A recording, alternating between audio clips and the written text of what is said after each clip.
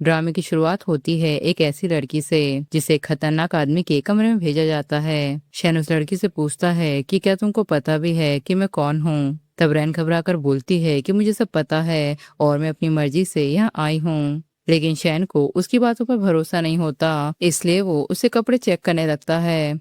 रैन को याद आता है कि किसी ने रिंग में ड्रग डाल के उससे कहा था कि मौका मिलते ही जिनराव के ड्रिंक में ये ड्रग मिला देना। फिर उस आदमी से कहती है कि चलो पहले एक ड्रिंक करते हैं। जैन कहता है तो अच्छा, मुझे नशा देकर फंसाना चाहती हो, क्या यही तुम्हारा प्लान है?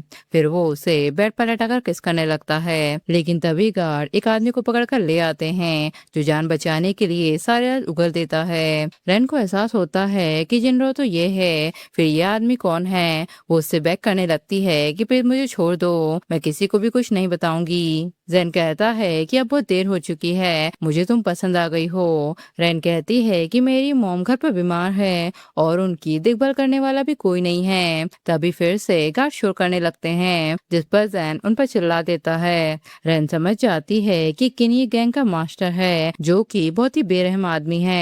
वो उसे चाकू दिखा के बोलती है कि मुझे जाने दो। जैन कहता है कि जो भी मुझ पर हथियार उठाता है वो अगला दिन देख नहीं पाता, इतनी हिम्मत तुम्हें किसने दी? तब रैन रोते हुए बोलती है कि मैं सच कह रही हूँ, मुझे तो सिस्टर लियांग ने भेजा था। जैन कहता है ये अगर ऐसा ही है तो अपना काम कंटिन्यू रखो। तब रैन उसे चाकू मार के वहां से भाग जाती है। जब वो घर आती है तो उसकी मॉम बेड पर बीमार पड़ी थी और उसके डैड जुआ खेल रहे थे। वो उनसे कहती है कि जो पैसे मैंने तुम्हें दिए थे वो कहाँ गए, तुम मॉम को हॉस्पिटल क्यों नहीं ले गए? उसके डैड कहते हैं कि इतने से पैसों से क्या हो जाएगा, एक तो ज्यादा पैसे कमा नहीं सकती तो उस बूढ़े आदमी की मिस्टर सी बन जाओ। तब रैन उसकी बातों को इग्नोर करके अपनी मॉम को हॉस्पिटल ले आती है। डॉक्टर से कहते हैं कि इतने पैसों से कुछ नहीं होगा, जल्दी और पैसों का इंतजाम करो वरना तुम्हारी मॉम के लिए 3 दिन भी जीना मुश्किल हो जाएगा। तब मजबूर होकर रैन उस हवेली में एडवांस सैलरी मांगने आ जाती है जहाँ वो नौकरानी का काम करती थी।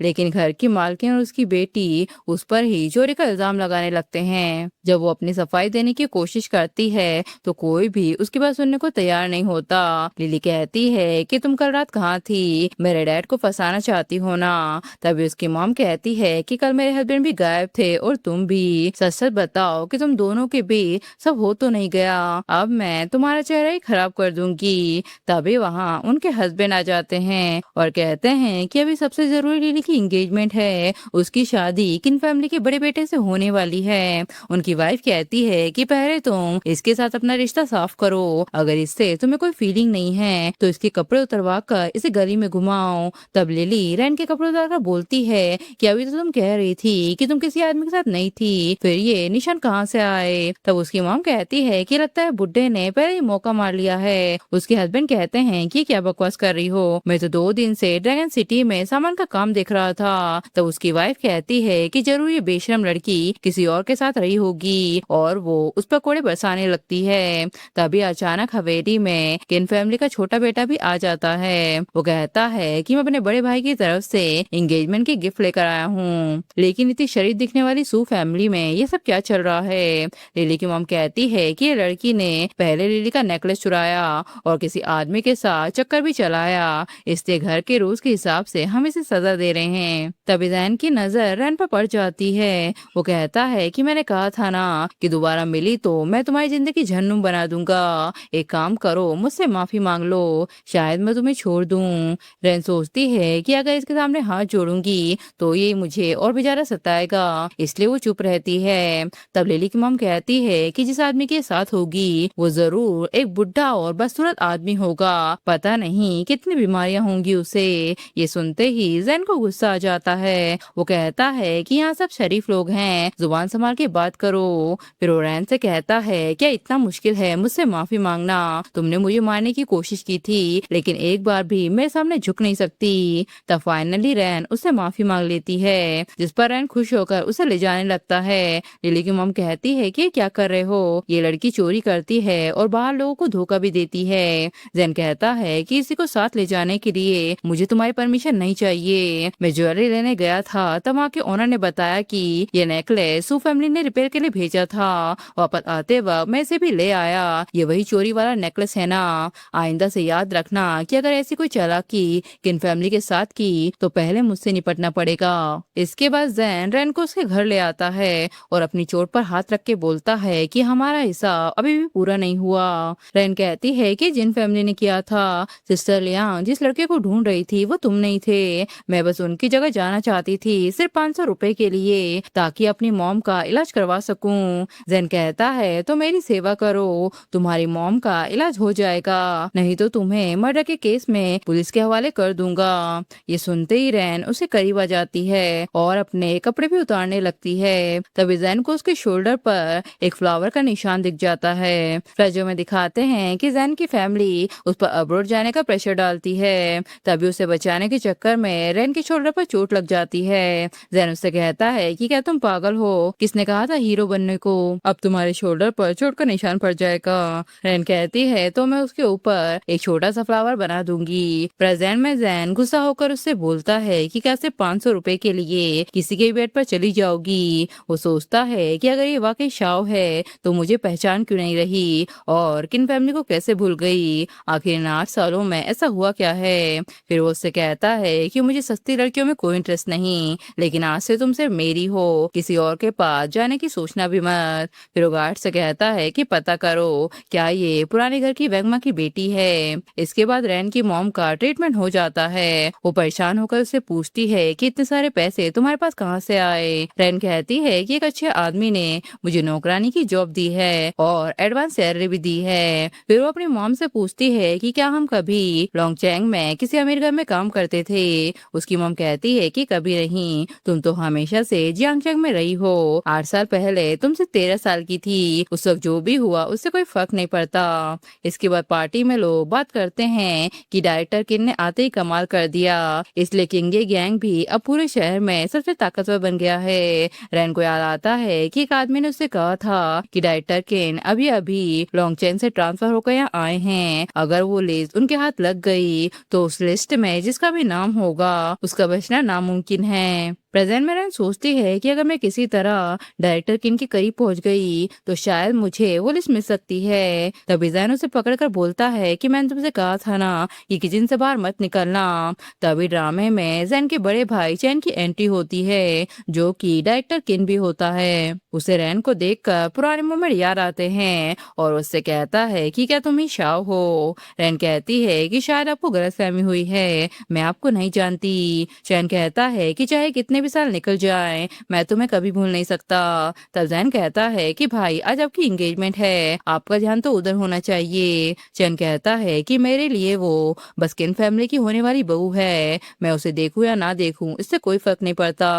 तभी पार्टी शुरू हो जाती है और डांस का ऐलान किया जाता है। सबको लगता है कि चैन अपनी फियांस को डांस के लिए बुलाएगा, लेकिन सबके सामने वो सीधे रैन के पास पहुंच जाता है और उसी से डांस करने के लिए बोलता है। रैन घबराकर बोलती है कि मुझे डांस नहीं आता, मैं तो सिर्फ एक नौकरानी हूँ। चैन कहता है कि कोई बात नहीं, मैं तुम्हें सिखा दूंगा। जिससे लेडी चिढ़ जाती है, उसे समझ ही नहीं आता कि आखिर एक मामूली सी नौकरानी चैन के करीब कैसे आ सकती है। चैन रैन से कहता है कि उस वक्त तुम और आंटी वै बिना कुछ बताए क्यों चले गए थे, क्या तुम्हें पता भी है कि मैं 8 सालों से तुम्हें ढूंढ रहा हूँ। रैन सोचती है तो मॉम ने मुझसे झूठ बोला था, लेकिन जो भी हो मुझे डायरेक्टर किन के करीब जाना ही होगा लिस्ट को लेने के लिए। फिर उससे कहती है कि मैं एक बार बहुत बीमार हो गई थी, उसके बाद से मुझे बहुत सी बातें याद नहीं, लेकिन अगर मिस लिली ने हमें साथ डांस करते हुए देख लिया तो उन्हें बुरा लगेगा। चैन कहता है कि मुझे उसकी कोई परवाह नहीं। तभी गुस्से में जैन रन का हाथ पकड़कर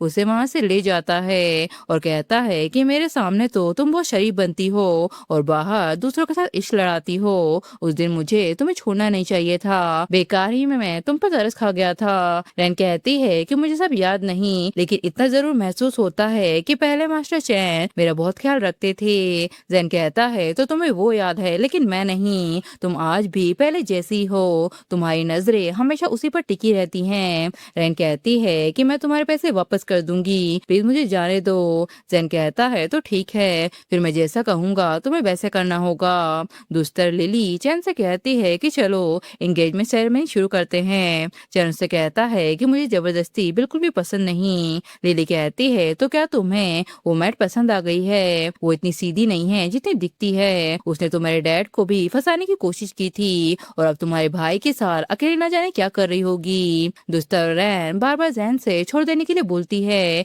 लेकिन वो उसकी एक भी बात नहीं सुनता। तभी बाहर से चैन रूम में आ जाता है। जैन रैन को लेकर वहाँ छुप जाता है। तभी लिली चैन को सेड्यूस करने की कोशिश करती है। वो कहती है कि यहाँ कोई नहीं है, मुझे अपना बना लो। लेकिन चैन उससे कहता है कि मेरे जाने के बाद खुद ही कोई बहाना बनाकर ये एंगेजमेंट तोड़ देना। लिली कहती है कि सिर्फ एक मेट के लिए तुम ये एंगेजमेंट तोड़ना चाहते हो। भूलो मत कि ये रिश्ता तुम्हारे बड़े ग्रैंडपा ने खुद तय किया था।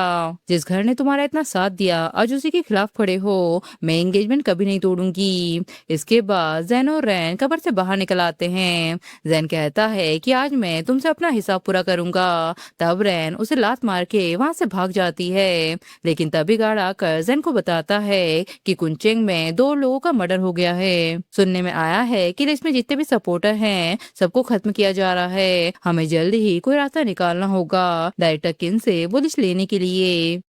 इसके बाद रैन वहां से निकलकर जा रही होती है। तभी कुछ लोग उसे पकड़कर लिली और उसकी मॉम के पास ले आते हैं। लिली उससे कहती है कि पहले मेरे बाप को फंसाया, फिर मेरे होने वाले पति के पीछे पड़ गई, आज मैं तुम्हें जिंदा नहीं छोड़ूंगी। तभी लिली के डैड कहते हैं कि अरे तुम लोग ये क्या कर रहे हो, ऐसा तमाशा किसी की जान ले लेगा। लिली की मॉम कहती है कि आज एंगेजमेंट में तुमने देखा नहीं कि सबके सामने ये चैन को अपने जाल में कैसे फंसा रही थी। अब किन फैमिली भी रिश्ता तोड़ना चाहती है।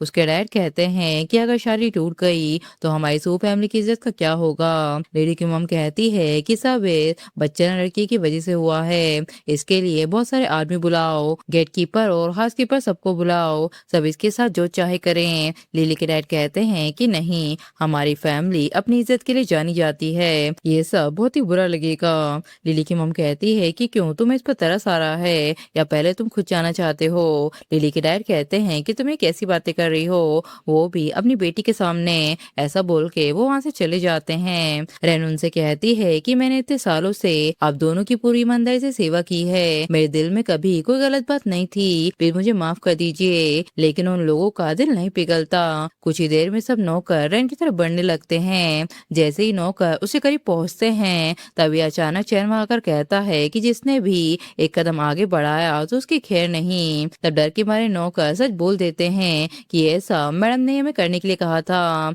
लिली की मॉम कहती है कि नहीं, ये सब इस नौकरानी की वजह से हुआ है, हम तो सिर्फ फैमिली रूल्स को फॉलो कर रहे थे। चैन कहता है क्या इस देश में कानून नाम की कोई चीज नहीं, या तुम्हारी फैमिली का रूल कानून से भी बड़ा है। फिर वो रैन को वहाँ से ले जाने लगता है। लिली उससे कहती है कि क्या तुम सच में इतने सालों का रिश्ता सिर्फ एक नौकरानी के लिए तोड़ दोगे। चैन कहता है कि इसी पुराने रिश्ते की इज्जत की वजह से तुम सब अभी तक जिंदा हो, वरना मैं इसी वक्त तुम सबको मार देता।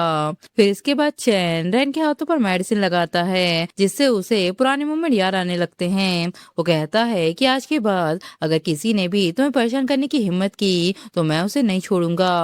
थोड़ी देर बाद वहाँ जैन भी आकर रैन से कहता है कि भूलना मत, तुम सिर्फ मेरी हो। फिर वो पूरी सू फैमिली को पनिशमेंट देता है। लिली के डैड कहते हैं कि मुझे छोड़ दो, इन दोनों औरतों के काम में मेरा कोई हाथ नहीं था। लिली की मॉम कहती है कि मेरे अंकल तुम्हारे ग्रैंडपा के करीबी दोस्त हैं, समझदारी इसी में है कि मुझे अभी जाने दो। जैन कहता है कि बस करो, कितना चिल्लाते हो तुम लोग, मेरी लड़की को डांटने या सताने का हक सिर्फ मेरा है, बाकी किसी की भी इतनी हिम्मत नहीं होनी चाहिए। और वो उन सबको दफना देता है। इसके बाद मॉर्निंग में रैन गलती से जैन के ऊपर कॉफी गिरा देती है। घर का नौकर उस पर चिल्लाता है कि तुम कितनी केयरलेस हो, एक काम भी ठीक से नहीं कर सकती। तभी चैन कहता है कि इसे किसने ये सब करने को कहा। नौकर कहता है कि ये यहाँ की नई सर्वेंट है। चैन बोलता है कि वो मेरी खास मेहमान है, ऊपर वाला गेस्ट रूम उसके लिए तैयार करो, आज से वही रैन का रूम होगा। जैन कहता है कि भाई अब तो बस कुछ ही दिनों के लिए मेरे यहाँ रुकने आए हैं, फिर घर के मालिक की तरह सारे फैसले क्यों क्यों ले रहे हैं? चैन कहता है कि ये मैनर किन फैमिली की प्रॉपर्टी है,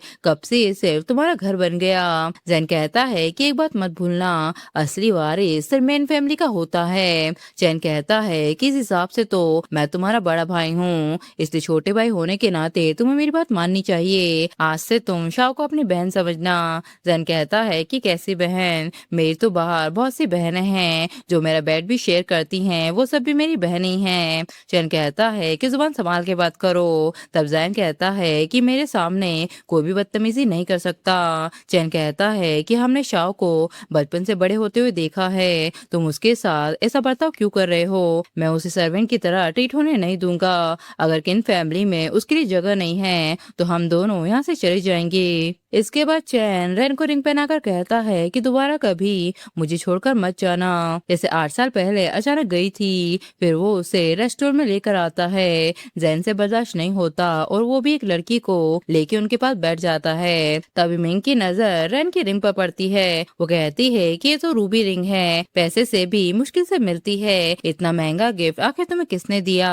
जैन कहता है कि मैंने कभी सोचा भी नहीं था कि रेन को भी पैसों को इतना शौक होगा, इतनी जल्दी इतने अमीर लोग के करीब भी पहुंच गई। चैन कहता है कि इतना सीरियस मत हो सकता है कि जल्दी तुम्हें रेन को भाभी के को बुलाना पड़े। जैन को गुस्सा आ जाता है और वो रेन को नीचे से लात मारता है, जिससे रेन से खाना गिर जाता है। वो कहती है कि मैं वॉशरूम होकर आती हूँ, लेकिन वहाँ भी जैन उसका पीछा नहीं छोड़ता।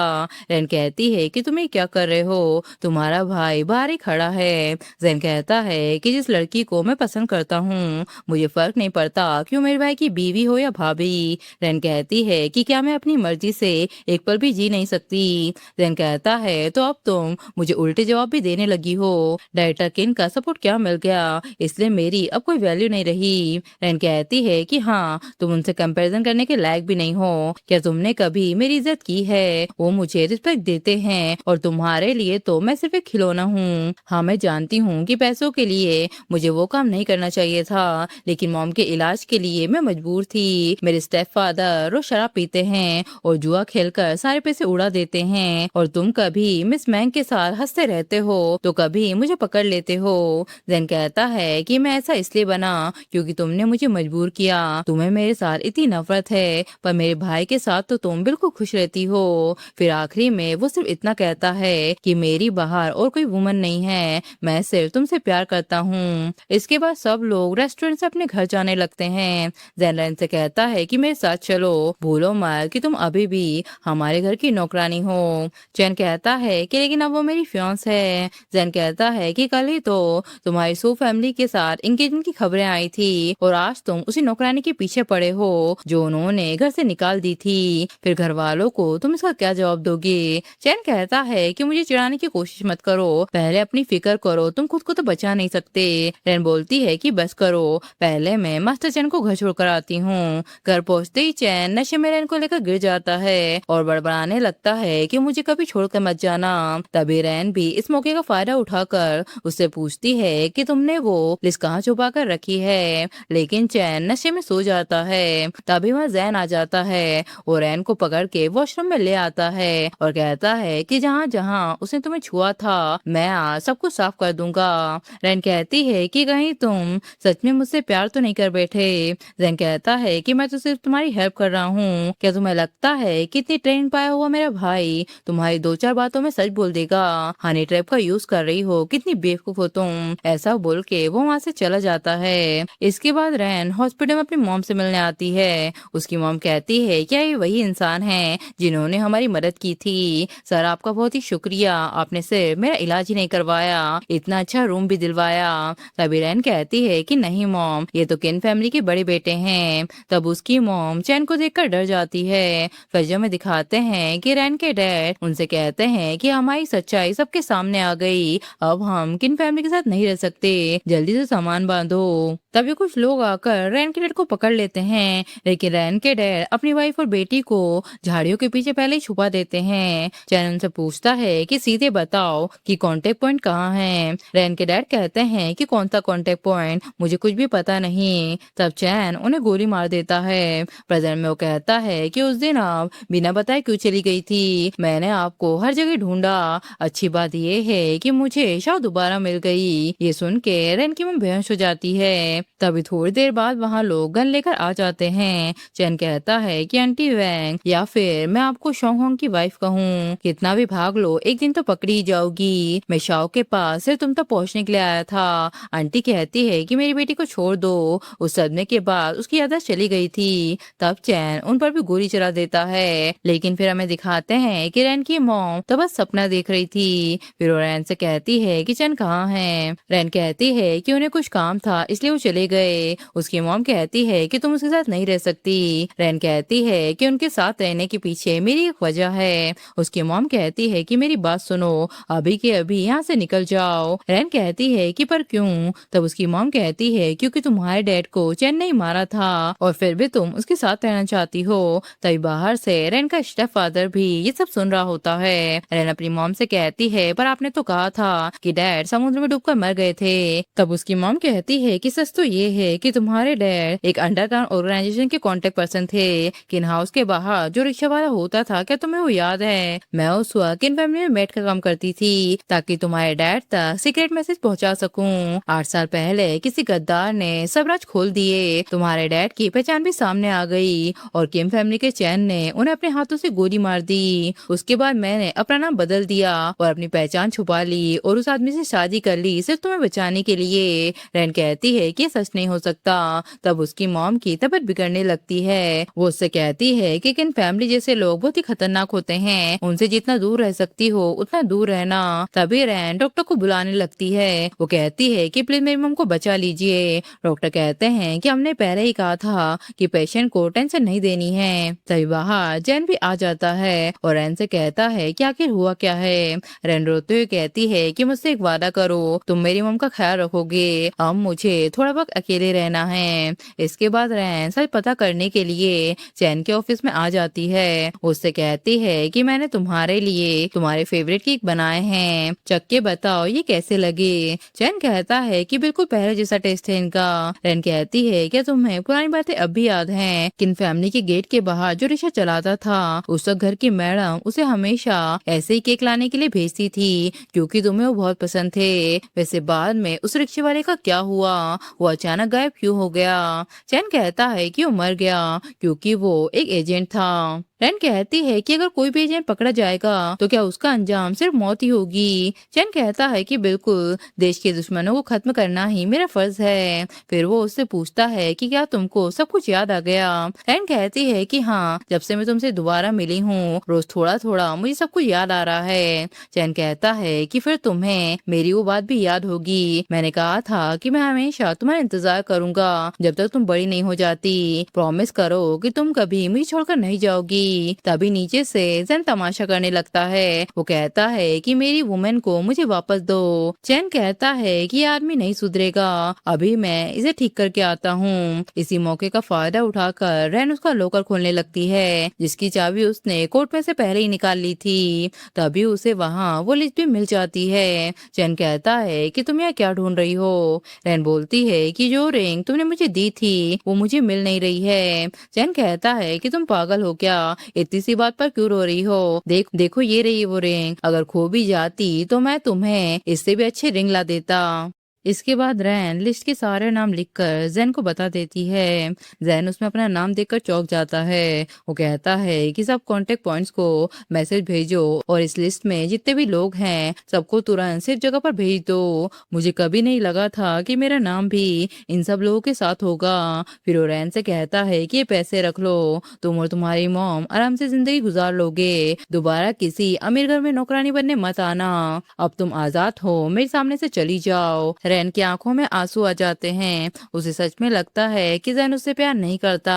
तब जैन कहता है कि क्या हुआ, तुम्हारे जाने का मन नहीं कर रहा? मैं तो बस मजाक कर रहा था, शुरू से ही मैं तुम्हारे लिए सीरियस था। तुमसे मिलने से पहले मुझे कभी एहसास ही नहीं हुआ कि मेरी जिंदगी कितनी खाली थी। अगर तुम आना चाहो तो कल सुबह 8 बजे नैनियांग पर मेरा इंतजार करना, मैं तुम्हें वहीं मिलूंगा। और अगर तुम नहीं आए तो मेरा बड़ा भाई तुम्हारा ख्याल रखेगा। लेकिन रैन की मॉम अभी तक होश में नहीं आई थी। वो कहती है कि मैं अपनी मॉम को छोड़कर कैसे जा सकती हूँ, अगर जाएंगे तो हम दोनों ही साथ जाएंगे। उधर जैन उसका वेट कर रहा होता है। एक आदमी उससे कहता है कि शिप पर चलने का वक्त हो गया, मिस रैन अब नहीं आएंगी, हमें यहाँ से निकलना होगा। जैन कहता है कि लगता है उसके दिल में अब भी मेरे भाई की जगह मुझसे इम्पोर्टेंट है। दूसरा रैन की मॉम होश में आ जाती है। वो उससे कहती है कि अभी तक तुम गई क्यों नहीं? रैन कहती है कि मैं आपको यहाँ अकेला छोड़कर अकेली कैसे चली जाती। उसकी मॉम कहती है कि चलो अभी इस वक्त हम इसे छोड़ देते हैं। लेकिन तभी रैन का स्टेप वाला आकर उनका रास्ता रोक देता है। वो रैन से कहता है कि लगता है तुम्हें कोई अमीर आदमी मिल गया, चलो जो पैसे मिले हैं उसमें से मुझे भी आधा हिस्सा दे दो। रैन की मॉम कहती है कि पता नहीं मेरी किस्मत ही खराब थी जो तुम जैसे जुआरी से मैंने शादी कर ली। घर के लिए कभी एक पैसा भी नहीं कमाया और हर वक्त सिर्फ पैसा मांगते रहते हो।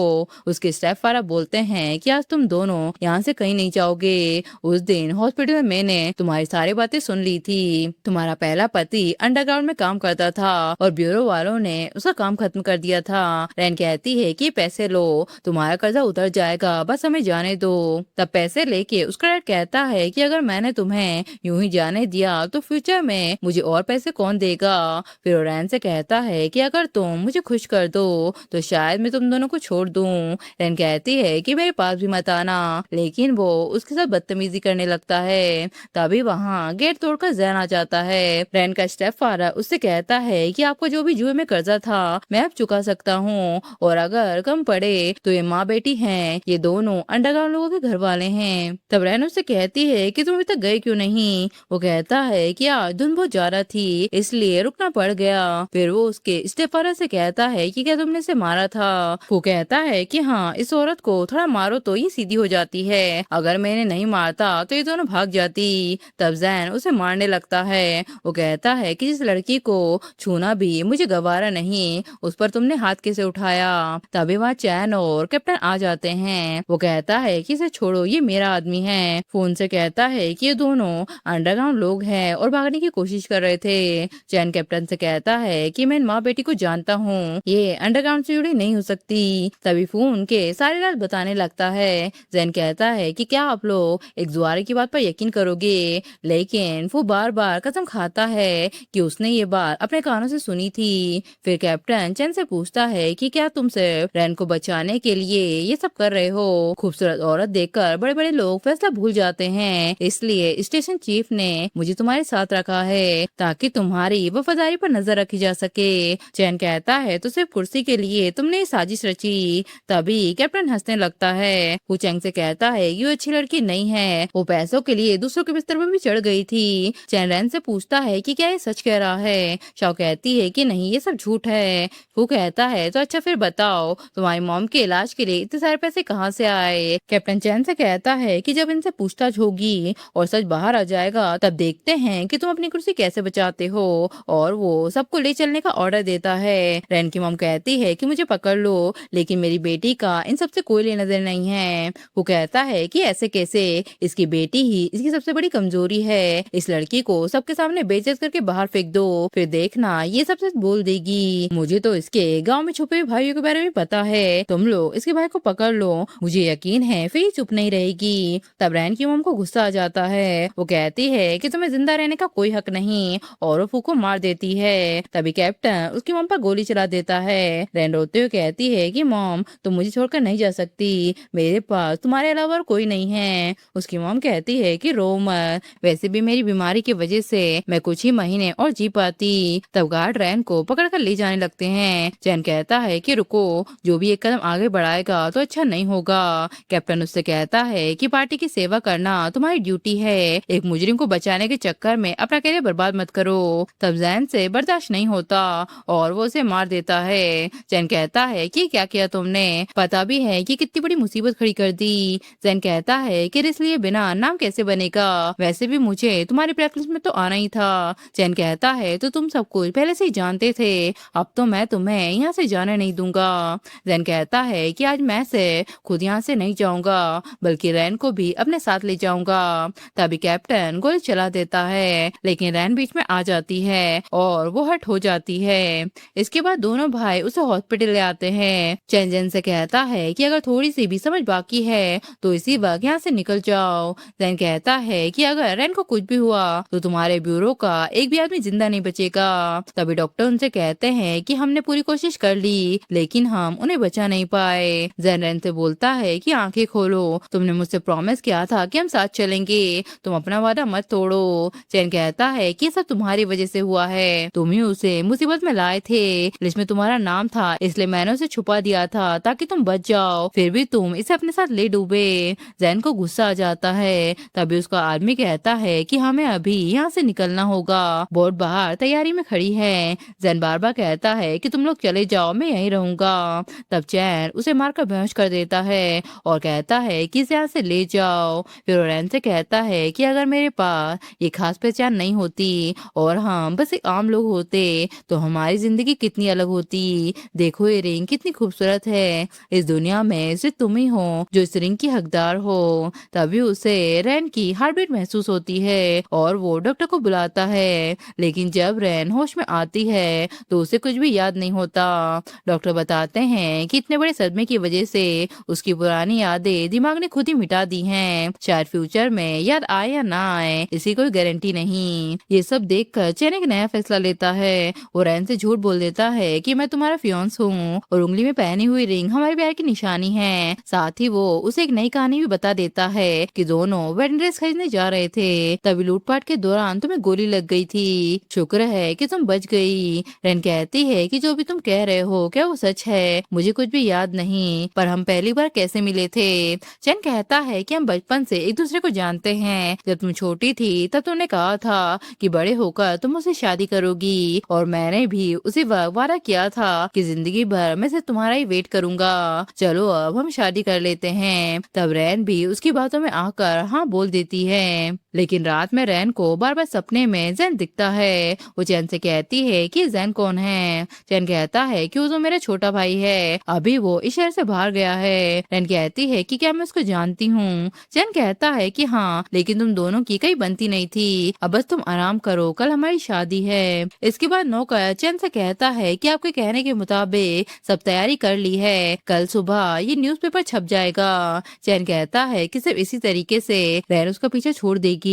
फिर नेक्स्ट दिन मैं वेडिंग डे पर भी न्यूज़पेपर की बातें कर रही होती हैं, जिसमें जैन का जिक्र था। रैन को लगता है कि वो अपनी जिंदगी की बहुत जरूरी बातें भूल रही है। फिर वो न्यूज़पेपर देखती है जिससे उसे पता चलता है कि जैन की डेथ हो गई। तभी चैन उससे कहता है कि चलो वेडिंग का टाइम हो गया। तब उसकी आंखों में आंसू आ जाते हैं। वो कहती है कि कुछ नहीं, बस यही सोचकर मैं बहुत खुश हो रही हूँ कि आज हमारी शादी है। चैन कहता है कि तुम रो क्यों रही हो, मैं हमेशा तुमसे ही प्यार करूंगा। रैन कहती है कि ठीक है, मैं जरा अपना मेकअप ठीक करके आती हूँ। थोड़ी देर बाद चैन को शक होता है और वो भागकर उसके रूम में आ जाता है, जहाँ पर उसे वेडिंग ड्रेस और वो रिंग टेबल पर पड़ी हुई मिलती है। वो कहता है कि आखिर मैं तुम्हें अपने पास रख भी नहीं पाया। दूसरी रैन अपनी आइडेंटिटी को हमेशा के लिए मिटा देती है और कहती है कि मेरे मॉम डैड मिशन के लिए शहीद हो गए थे, अब मैं भी उन्हीं के रास्ते पर चलूंगी।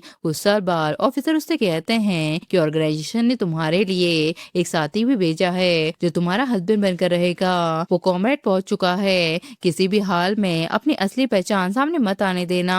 जैसे ही रैन उस आदमी के पास पहुंचती है तो वो कोई और नहीं बल्कि जैन होता है। वो उसे देखते ही हक कर लेती है। जैन कहता है कि मैंने तुम्हें बहुत मिस किया और इसी के साथ ये ड्रामा भी यही खत्म हो जाता है।